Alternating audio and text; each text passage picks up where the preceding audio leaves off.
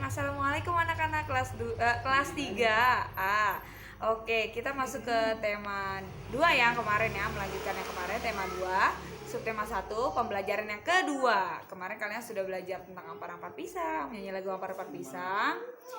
Kemarin kalian juga berhitung, kemudian kalian membaca dongeng. Nah, kali ini kita pembelajaran kedua ya, halaman 6. Ingat, dibuka halaman 6 yuk.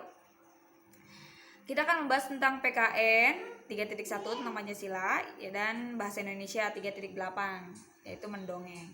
Nah, Bu Rika akan membahas tentang Pancasila. Yuk kita lihat yuk. Nah, di bukumu ada ya gambar seperti yang Ibu perlihatkan ini.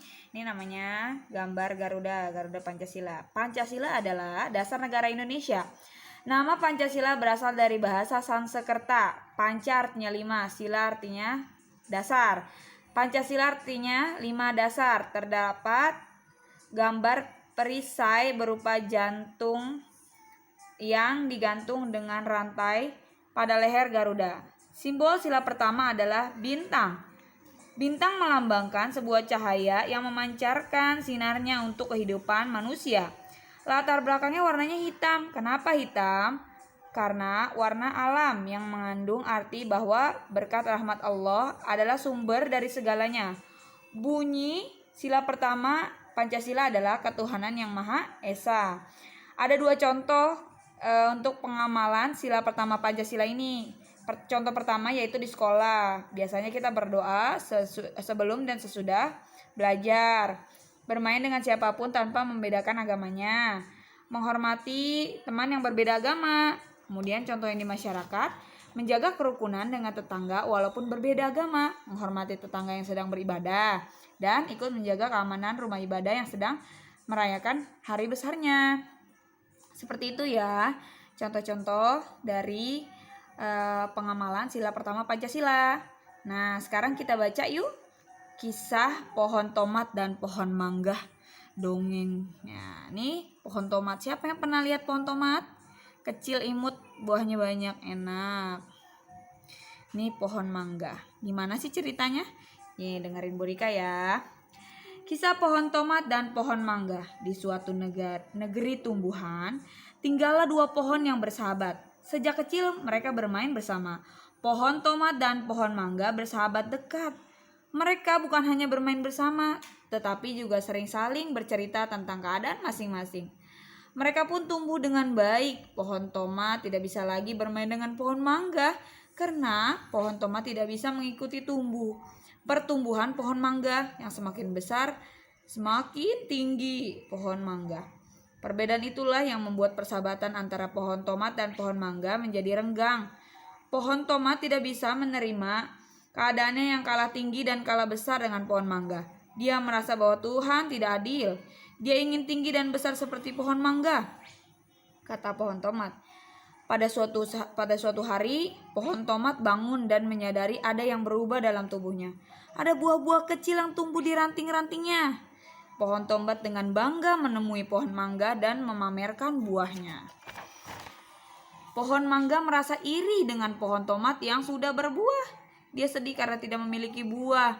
Hari demi hari, pohon tomat berbuah dengan lebat. Pohon mangga melihat dari kejauhan. Pohon mangga meratapi nasibnya yang tidak memiliki buah. Ia masih berharap bisa cepat memiliki buah supaya bisa pamer dengan pohon tomat. Akhirnya pohon tomat memiliki buah yang ranum dan siap dipetik. Ranum itu sudah matang ya. Pohon tomat bangga dan merasa senang karena dirinya telah memberikan manfaat bagi manusia. Pohon mangga yang masih mengurung diri tiba-tiba mendengar berita yang menyedihkan bahwa pohon tomat sahabatnya telah mati. Karena penasaran dengan berita itu, pohon mangga bertanya kepada pohon tua beringin. Pohon beringin tua yang bijaksana. Usia pohon ini sudah ratusan tahun dan memiliki pengetahuan yang luas.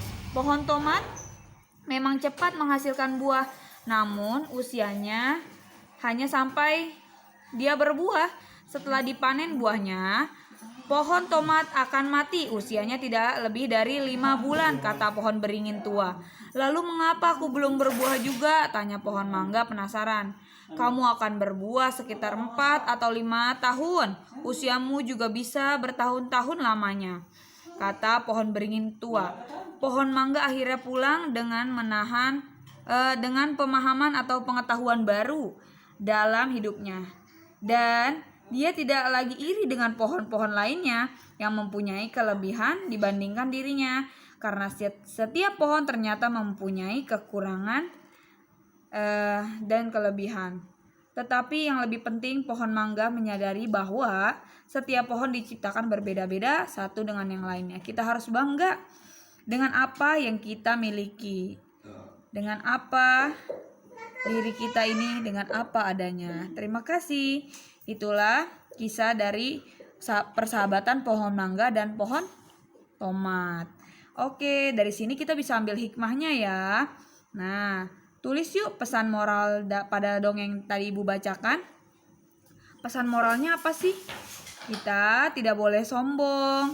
Kita juga harus menyadari bahwa Allah menciptakan makhluk yang berbeda-beda, memiliki kekurangan dan kelebihan masing-masing yang harus kita syukuri. Seperti itu ya.